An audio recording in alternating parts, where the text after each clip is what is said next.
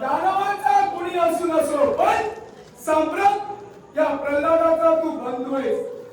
म्हणूनच या पाताळाच्या ठिकाणी तुला पाहिलं. बरोबर मला समाधानात झालं असेल. राजगादीवर तुम्ही विराजमान झाला. होय. दानवांचं आजपर्यंत नाही कुणी पाहिलं त्या देवतांना. हो. होय ना? होय. मग त्या देवतांवर आजपर्यंत किती वेळा स्वारी केला? आवश्यकताच भासली नाही. कारण त्या परमेश्वराच्या आशीर्वादानं हे सारा राजवैभव हा प्रल्हाद सांभाळतोय. मग तुमचा बाप जो मेला तो कुणी मारिला? बाप मेला वैकुंठीच्या नारायणानं मारिला. वैकुंठीच्या नारायणानं जर बाप मारला असेल तर बापाच्या वधाचा सूड जर पुत्रानं घ्यावा की न घ्यावा? घ्यावा मला मान्य आहे. पण बाप जो मेला तो अहंकाराच्या पोटी मेलेला आहे. कारण अहंकार त्याच्यामध्ये उत्पन्न झाला आणि अहंकाराची सीमा त्याने पार केली, म्हणून त्यांना मरण आलंय. काय असा अहंकार तुझ्या बापानं केला? एकच बालपणापासून ज्या प्रल्हादाने त्या वैकुंठीच्या नारायणाची भक्ती केली आणि बालपणापासूनच त्या वैकुंठीच्या नारायणाचं नाव माझ्या मुखात असल्या कारणानं माझ्या बाबतीत केलेला तो वेगवेगळा प्रसंग एवढंच नव्हे, उकळत्या तेलात हत्तीच्या पायाखाली या प्रल्हादाला टाकण्यासाठी तो सिद्ध झाला. म्हणूनच एखाद्या भक्तावरचं संकट दुरापास्त करण्यासाठी त्या वैकुंठीच्या नारायणानं नुसत्या रूप धारण केलं आणि माझ्या बापाचा शेवट केला.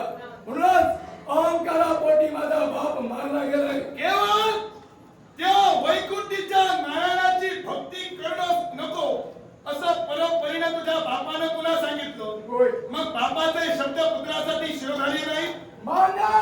बापाचे शब्द जर पुत्रासाठी शिरोधारी असतील तर का बंद केला नाही बापाचे शब्द? एकाच गोष्टीसाठी त्या वैकुंठीच्या नारायणाच्या नावात एवढी ताकद आहे. त्या वैकुंठीच्या नारायणाचं नाव माझ्या मुखात असल्यानं सारा वैभव या पाताळ गुणात वास्तव्य करतोय. वैभव पाताळ गुणात वास्तव्य करतोय. वैकुंठीच्या नारायणामुळे नव्हे. मग कशामुळे?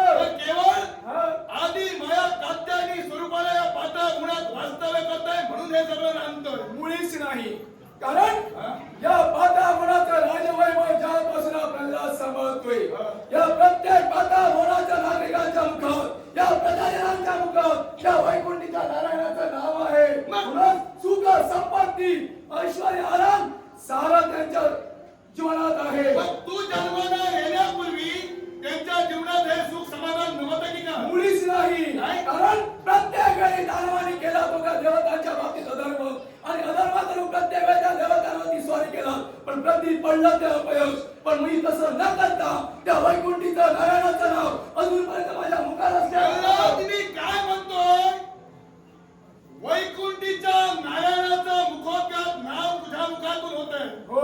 मग तू जन्माला येण्यापूर्वी या पाताळ गुणात सुख समाधान होतं की नव्हतं? होतं. पण आता जे सुख समाधान आहे तेवढं सुख समाधान पाताळात नव्हतं. वैकुंठीच्या नारायणाची भक्ती तू करतोय. होय. मग इतरांवर सक्तीचा जोखर का? एकाच कारणासाठी. कारण ज्याप्रमाणे मी भक्ती त्या वैकुंठीच्या नारायणाची केली, माझ्या जीवनात सुख शांती समाधान त्या वैकुंठीच्या नारायणाने दिलं, त्याचप्रमाणे माझ्या प्रत्येक प्रजाजनांच्या जीवनात ते सुख शांती समाधान भक्ती कुणी कुणाची करावी ज्याचा त्याचा वैयक्तिक प्रश्न आहे. मग त्या वैयक्तिक प्रश्न ढवळाढवळ करण्याचा अधिकार माझ्या प्रजाजन हा गैरसमज करूनच घेत नाहीत. कारण माझ्या प्रजाजन त्या वैकुंठीच्या नारायणाच्या नावात मग्न असतात. प्रजाजन गैरसमज करून घेत नाही या भ्रमात राहू नकोस. केवळ लाखाचा पोशिंदा आहे, पाताळ गुणाचा शास्त्र आहेस म्हणून तुझं ऐकून घेत आहे. मुळीपेक्षा केव्हा तुझी दानादान त्याने उडविली असते. सक्तीचा जोखड मी त्यांच्या बाबतीत लाभलेलंच नाही. सक्तीचा जोखड जर का लाभला असेल वैकुंठीच्या नारायणाची भक्ती का? वैकुंठीच्या नारायणाची भक्ती कारण बालपणापासून ज्या प्रल्हादानं त्याचं नाव धारण केलं, त्याची भक्ती केली, त्याच्यामुळे माझ्या जीवनात हे सुख शांती मिळालं. माझ्या जीवनात लाभला याच्याची मला देणं घेणं नाही. ज्याच्या वैयक्तिक प्रश्न आहे कुणी कुणाची भक्ती करावी. मग इतरांनी फक्त वैकुंठीच्या नारायणाची भक्ती का चालू केली ते सांग.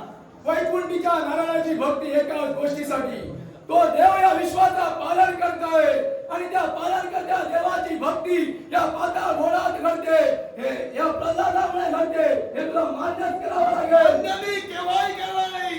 मग धनवांच्या सहकार्यासाठी आलेल्या काट्या आणि मातेनं काय तुमच्या धनवांचा अपराध केला? काही केलेलं मग नाही. आपला जर तिला केला नाही, पृष्ठभागी तुमच्या जर अभ्यंतरीता ती असेल, मग तिचा नामस्मरण नरकासूर तू पहिला म्हणालास की भक्ती करणं वैयक्तिक प्रश्न आहे, म्हणून त्या कात्यायनी देवीची भक्ती न करता वैकुंठीच्या नारायणाची भक्ती या पाताळ म्हणत करते. काय हे चुकतंय? जर का तुला कळतं, मग इतरांना सक्तीचा धोका ठेवण्यात त्या अगोदर बाजूला मुळीच ठेव. नाही, कारण मला अहंकार, लोभ, माया, मत्सर या पाताळ म्हणत नकोय.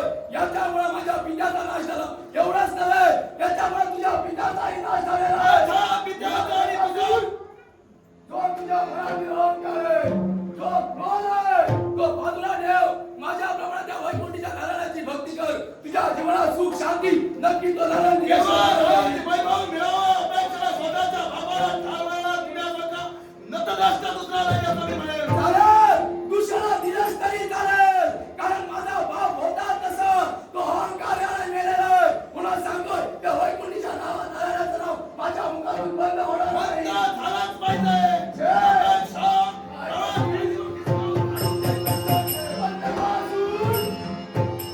सम्राट हे राजवैभव हा प्रल्हाद सांभाळतोय.